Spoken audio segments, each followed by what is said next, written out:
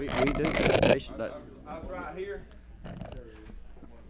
well, good morning. We're gonna go ahead and get started. We people's got to be places at 8:30 and 9 o'clock this morning. So I'm gonna ask Representative Kennard if he'll open prayer for us. Let's pray. The steadfast love of the Lord never ceases. His mercies never come to an end. They are new every morning. We thank you for fresh mercy and fresh grace over this day. Let us tap into a wisdom that's greater than ours to do the best thing for Georgia. And it's in your name we pray. Amen. Thank you.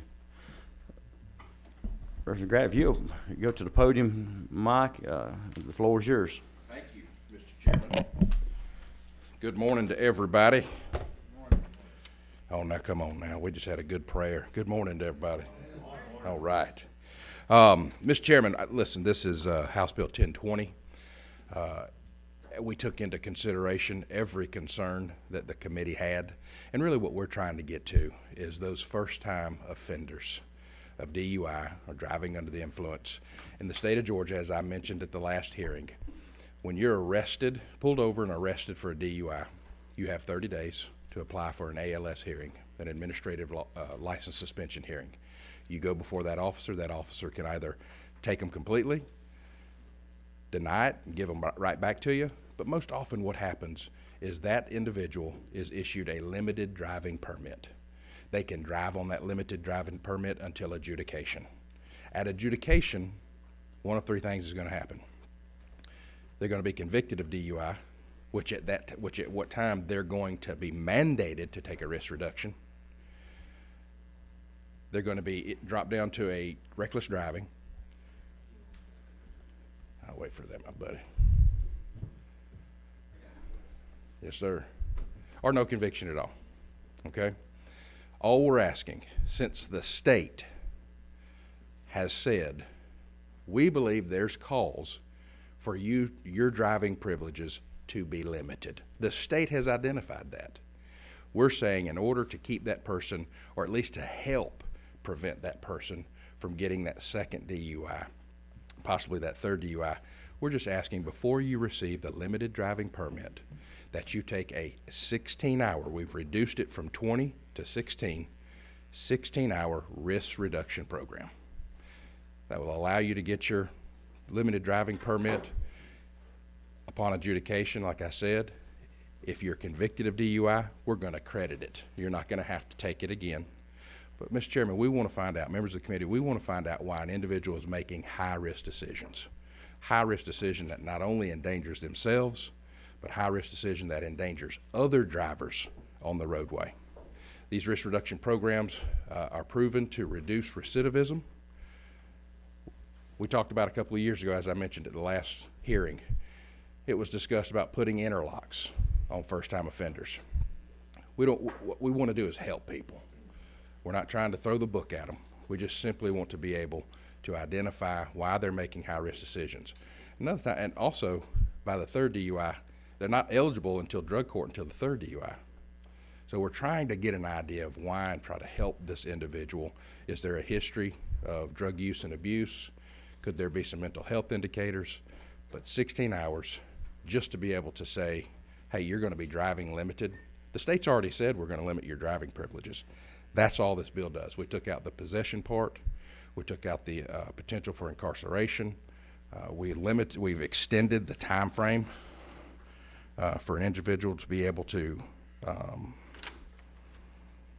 get the risk reduction program, and that's it. It's just a clean, smooth, legislative good policy, in my opinion, and I hope in the committee and the chairman's opinion as well. Well, from what I've seen, you've addressed the concerns that were brought up at the previous meeting. Yes, sir. But at this time, we'll entertain questions from the committee if they have further questions.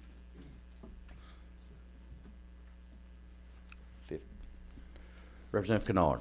Thank you, Mr. Chairman. Thank you, Representative. Does do the cost associated with the driving course or the 16 hours, is that also credited to the cost of getting your license back? Just the cost? Reinstatement?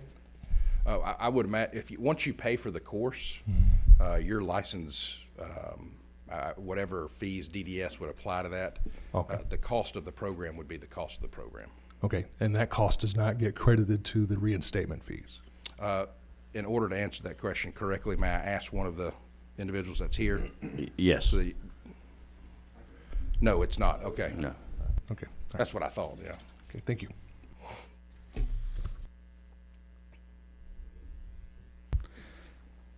Number 2, Representative Prince.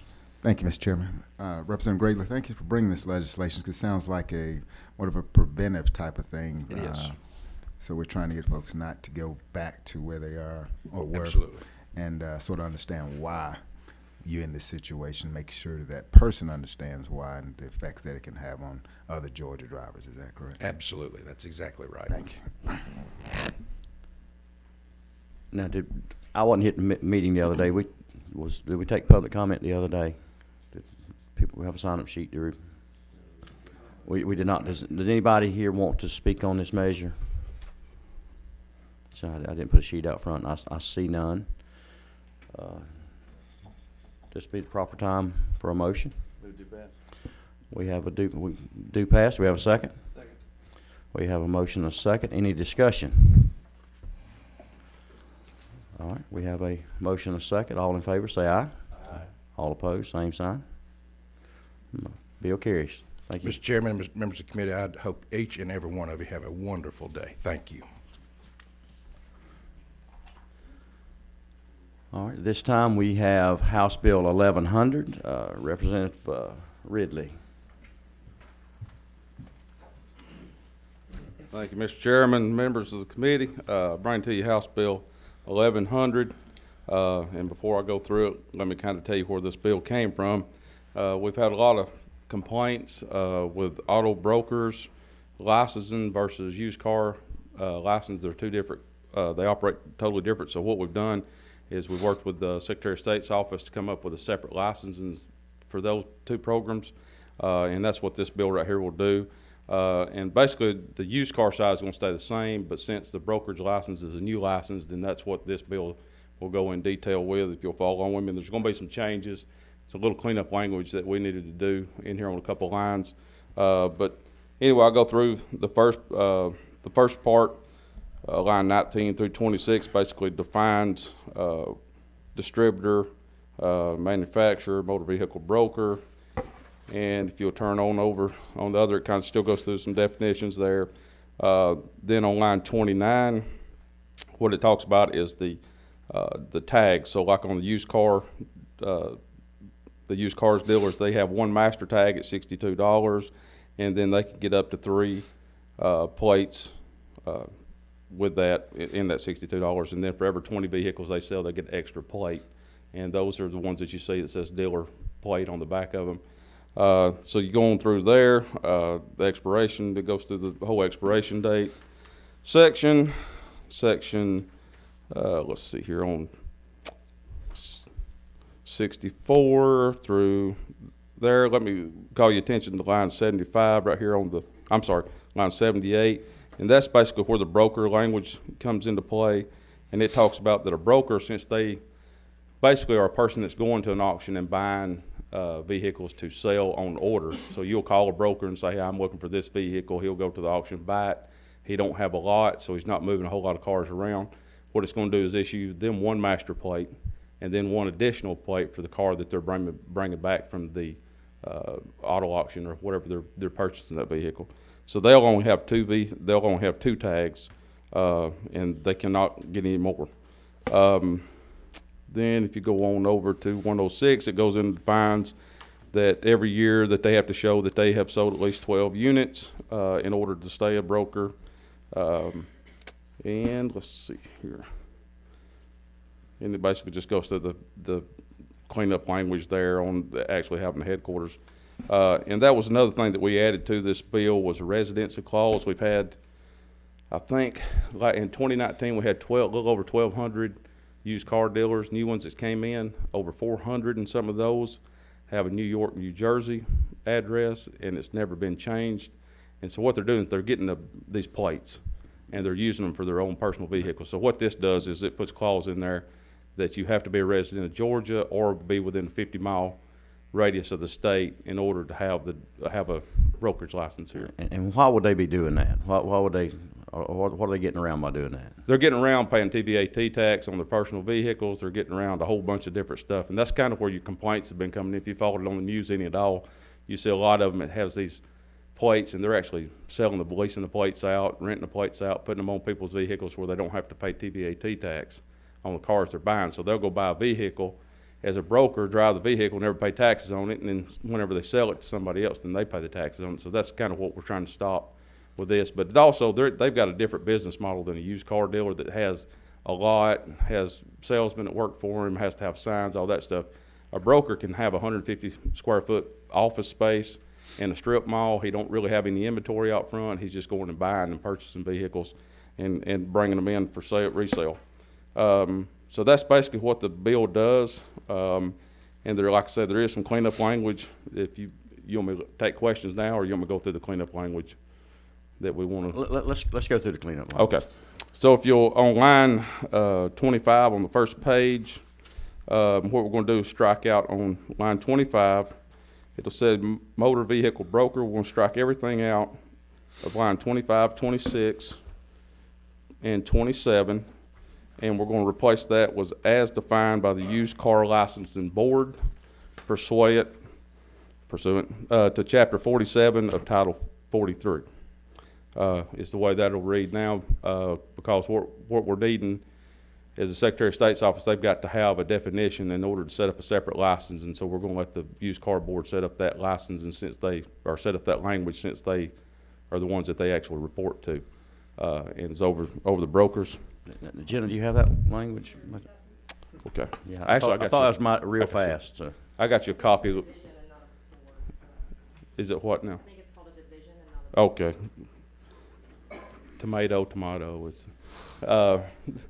I've actually got a copy right there with some. Okay, but anyway, so on line 25, it'll read it: motor vehicle broker. Strike out line the rest of the line on 25, all of 26. Strike line 27, except for where it says pursuant of Chapter 47 of Title 43. And we're going to replace that with as defined by the Used Car Licensing Division. I believe so. Okay. And I will refer to my man over here. Is that correct? John Halliburton with GIDA. Our only question is, I want to make sure we're not putting this under DOR, Used Car Division. This is intended to be the Used Car Board under the Secretary of State. That'd be a major change to that. I believe Jenna has the proper code section referenced in there. If we'll leave that in there, that references the Used Car Board under the Secretary of State.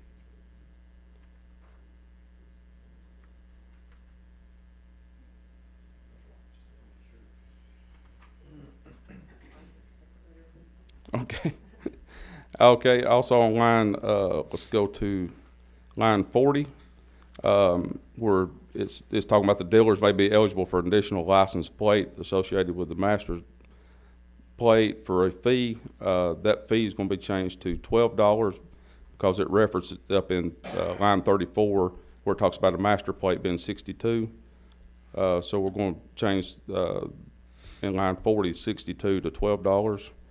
And then we're going to strike line 41 and the rest of that sentence on 42 where it talks about $12 per plate.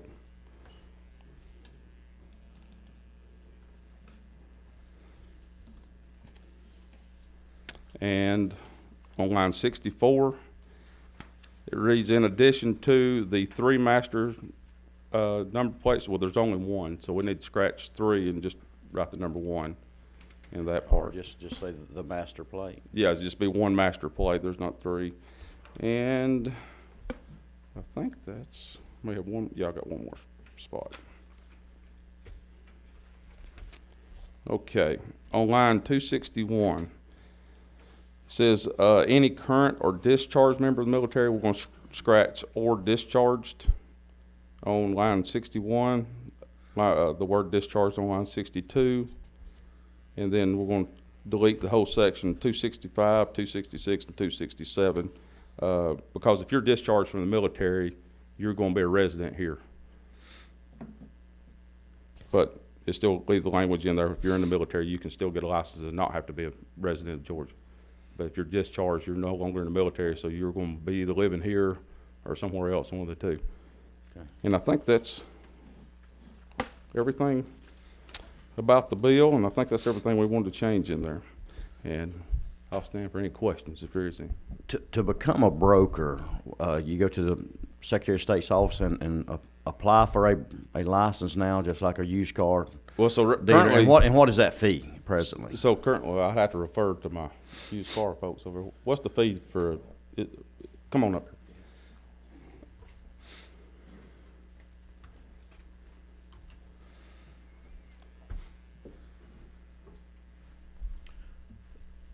Hello, my name is John Weir. I'm with the Georgia Independent Dealers Association. I'm a car dealer myself. Currently, the fee to apply for a used car license, and I assume it would be the same for a broker, I believe is $200 or $250 for every 2 years. Okay, so if he applies for that license, $200, he can get a dealer tag. And pretty much anybody can do that. And then they can, if they go buy them a new car, $50,000 and get around TABT. If it's 7% tax on a $50,000, $3,500 tax, and he can basically pay $200 and get a tag to put on it. Is that what they're doing here? That's my question. It's a little more complicated than that to get a license. I was just simplifying it. There are a lot more costs involved in getting a dealer license. There's a bond, an insurance bond you'd have to purchase. There's minimum license, minimum insurance requirements. All told, you're probably looking at somewhere between $2,000 to $4,000 to get a license. But the bad actors, are they doing that? That's what I would assume some bad actors are just probably doing just paying the $200. Yeah, and I think part of what this bill also addresses is abuse and the number of dealer tags that are out there. And so I think the language in the bill is going to hopefully reduce the number of bad actors out there. All right. Do we have any questions?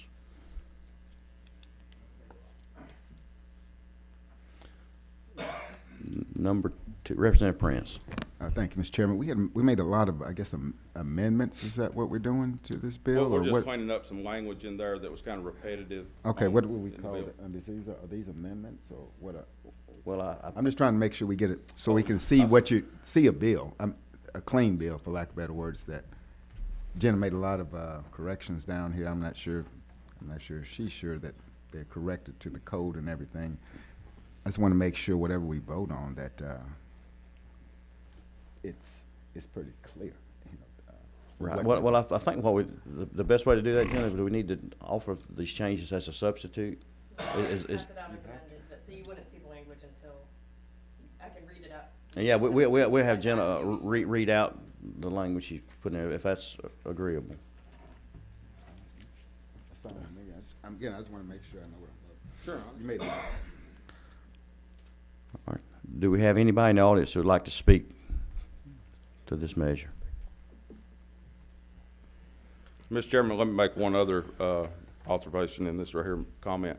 So what we're doing too, since they're going to be 2 separate licenses, they'll also be 2 separate plates. One will be red, like you see now, that says auto dealer. The brokers will be black, and it'll say auto brokers with the 2 lines on there. So that they're going to be 2 separate tags that they'll just be able to differentiate the people. And the dealer also has to have a physical presence. Is that?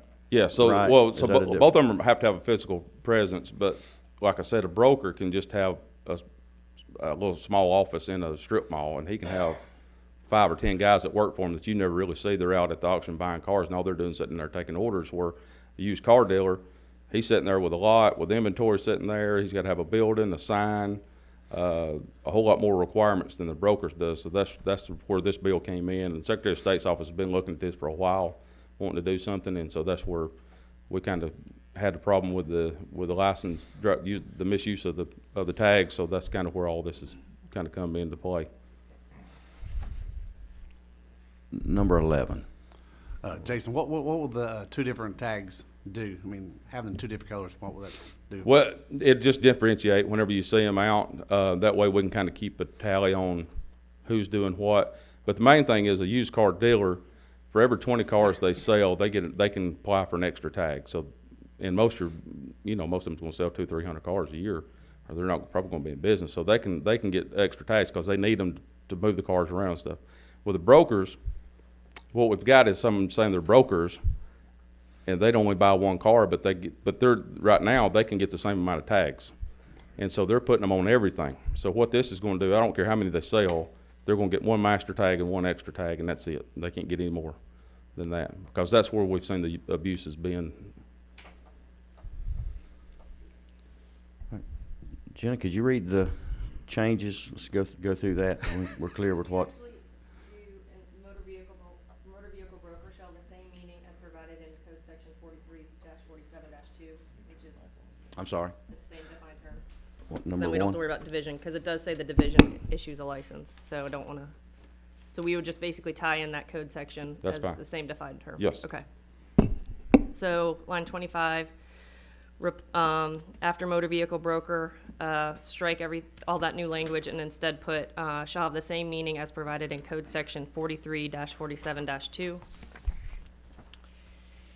Line 41, strike all new language from and through plate and insert a period. Change 62 to $12 on line 40. Change on line 64, change 3 to 1, the word plates to plate. I think that, was that it? The last page, 264, will be And struck. then 261, remove or discharged. And also the last or discharged on line 261 to 262. Remove the semicolon in 264, remove subsection subparagraph I, and the 2 on 268, and uncapitalized military. So we'll read, as used in this paragraph, the term military means, and remove all that stuff. Okay, that's right.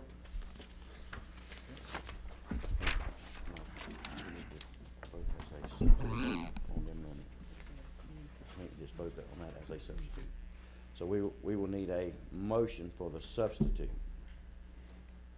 The language we just, instead of amended, we want a motion.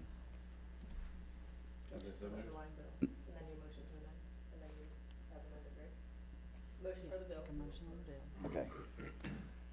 All right, motion on the bill first. So move. Do we have a second? Second. Now we need a motion on the amendment. We got a motion Second. and a second. All right, we're voting on the amendment. All in favor, say aye. Aye. Any opposed? Okay, now we're voting on the bill as amended. All in favor? Aye. Any opposed? All right. Thank All right. I think we have one other bill here. I don't see Chairman McCall yet. Do you?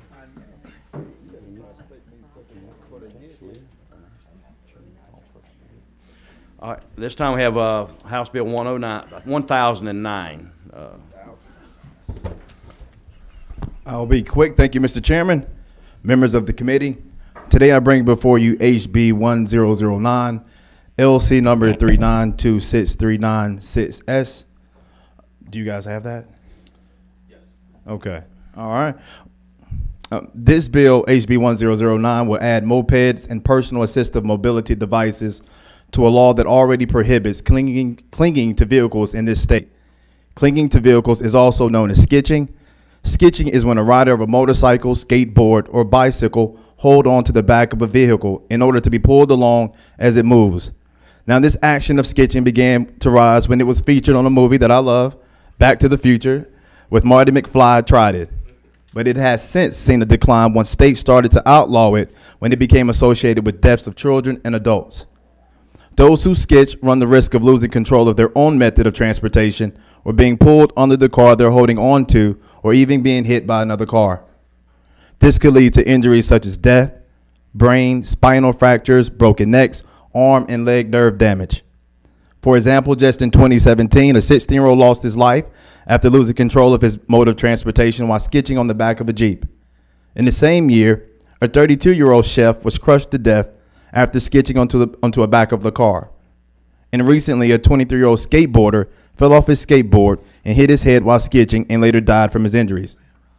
Now, because of this, I believe we must update our safety standards on these modes of transportation so that we can adequately serve and protect our constituents. We as a collective body have to close this loophole for sketching and prohibit this action for mopeds and personal assistive mobility devices along motorcycles, bicycles, skateboards, and roller skates. And before I yield for questions, just to give you an example, you all know what mopeds are, right? But personal assistive mobility devices, they're like Segways, just as an example. And with that, Mr. Chairman, I will yield for any questions. That's first time I've heard of sketching when you brought this bill request form to me yesterday, so it was all new to me. So I hadn't heard any issue till you brought it forward, and I can see where it's where it could be a problem. I didn't, but anyway, this time we take question number 2. Not a question. At proper time, I'd like to make a motion. All right. Do we have any questions?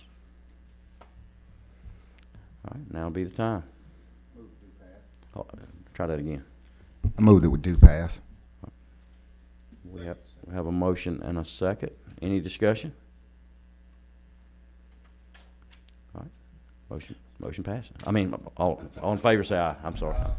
Aye. You have a bill. Thank you, Mr. Chairman, members of the committee. Thank you. And if we can just pause for just a few minutes. Chairman McCall's on the way. He's got to issue a bill. I think that merits our attention this morning. We'll amend the agenda to add House Bill 1143.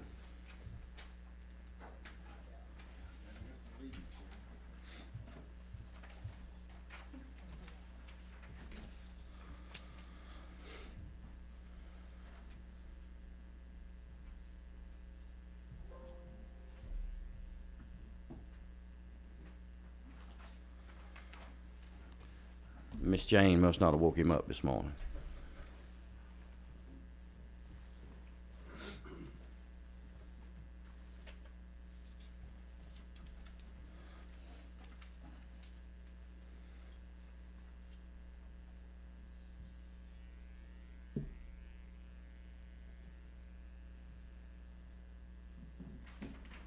And if there's anyone that would like to speak to this bill, if they want to.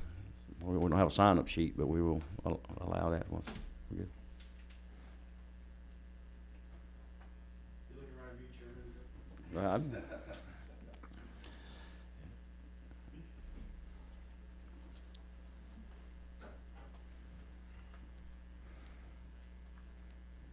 Good morning.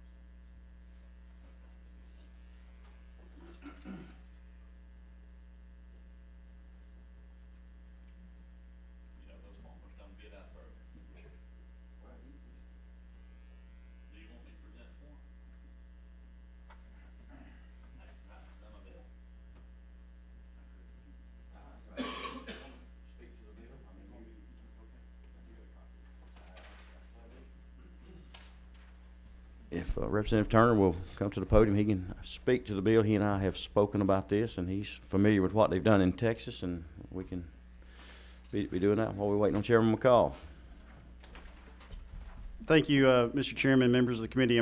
We'll talk about LC number 392542. This is legislation Chairman McCall is carrying that is modeled after current Texas law. Oh, there he is. You want to?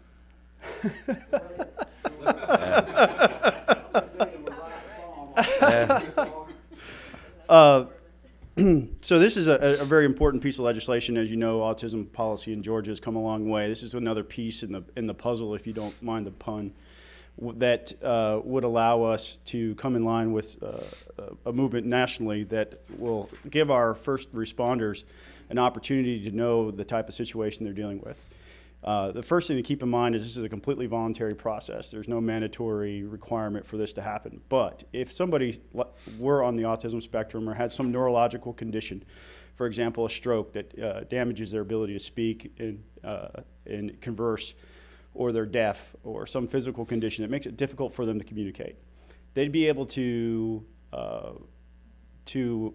make note of that and assign it to their tag number, so that when the police officer pulls them over and scans the tag or calls in the tag, they're then notified that this person is may have some sort of situation that's difficult for them to communicate with you. For those who are not familiar, especially with folks with autism, and there's a spectrum, and so there's all kinds of different things. But many of you know my son is on the spectrum. And he's not driving yet; he's only 14. But we hope that he'll be able to drive soon. And when he does, I'm fearful how he's going to react when he sees blue lights in the rearview mirror. We'll train him and we'll coach him up. But there are times when he drops a spoon on the floor in the kitchen and he just locks up. He's not able to talk. He's embarrassed. He's not able to communicate what happened. He's not able to express emotion other than just shut down. And it's really hard to talk to him at that point. Now, that wouldn't absolve him of anything that he was doing wrong if he sped or ran a stop sign or anything like that. But it would give the officer the opportunity to know ahead of time what they're dealing with. And my hope is that they would have training and compassion that they'd be able to exercise in those moments that would make that an easier stop for the officer as well as for the person they pulled over. That's essentially what the bill does. And if there are any questions, sorry I'm presenting your bill. we do have a question, number 17, Representative Montahan. Yes, sir. Thank you, Mr. Chairman. Representative Turner, thank you for bringing the bill. I had a quick question, though, and just friendly to it. I think that's a wonderful bill. Definitely needed. As somebody who's in the driver's education, the field, we oftentimes will actually teach a student who has special needs how to drive, right? That's kind of vocational training. It's a skill set for them to get to work, and so we are definitely in support of this bill to see that these kids could get some help when that interaction happens between the police officer. Has there been any indication about doing this on a driver's license as well? No, but I'm open to that, and I don't know that that needs to be part of this legislation, but I think that's a great idea. We do similar things with veterans through driver's license and things like that, and that might be a great addition. Thank you. That was the only question. And I would think with the upgrade of the drive systems, we started part of it last year. The other part will be this year. Mm-hmm. It should be something you would think would be an easy thing to implement. Yeah, I do. All right. Any further questions? Mr. Chairman, could I say something after I apologize? Absolutely. But you don't have to apologize. We know how it is this time of year, the session. Thank you, Mr. Chairman, for letting Scott do this. I've been dealing with Right to Farm all morning. I apologize for forgetting about this. But the reason I'm interested in this, and I appreciate Scott bringing it, the smartest person I know in the whole world is a guy I grew up with, son. And he is autistic. He's got some kind of degree in microbiology from the University of Georgia. He went to Governor's Honors, AI and quail. So that's how the thinking process is. But if he was to get pulled over, he would be just like Scott's talking about. He'd lock up and be nervous, and that automatically would make the policeman think he's up to something or he's doing wrong. So, I'm 100% behind this, even though I don't specifically have a family member that, would fit into this category. There are people all over the state that do and are doing absolutely nothing wrong. And if they are, then they are subject to anything else, just like you and me would be. But anyway, thank you, and I apologize again for getting my mind on something besides what I should have had it on. Well, like I say, you don't have to apologize, and we thank you for bringing the bill. This is an important measure. Thank you. Now would be the time. Number 2. I move that we do pass. We have a motion and a second. Any discussion? Hearing none. All in favor? All opposed? Thank y'all. Bill carries. Thank you. Meeting is adjourned.